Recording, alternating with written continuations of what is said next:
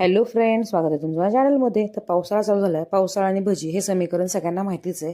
आणि मस्तपैकी बाहेर पाऊस चालू असेल तर भजी खायला कोणाला नाही आवडणार. तर तशीच आपण इथे आज भेंडीची भजी करणार आहोत. तर भेंडी उभी कापून घ्यायची, चवीनुसार मीठ, थोडंसं हळद टाकून त्याला बाजूला ठेवून द्यायचे.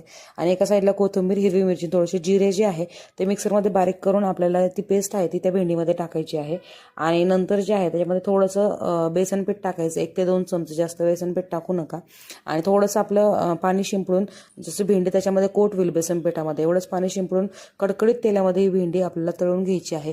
खरं सांगते फ्रेंड, खूप छान अशी ही भेंडी मस्तपैकी फ्राय होते आणि कुरकुरीत अशी भेंडी होते. खूप मस्त ही भजी लागतात. ह्या पावसाळ्यामध्ये ही भजी नक्की ट्राय करून बघा आणि कमेंट करून मला नक्की सांगा. चॅनलवर जर नवीन असाल तर लाईक शेअर करायला विसरू नका.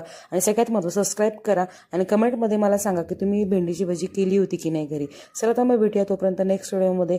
चला तर मग फ्रेंड, बाय.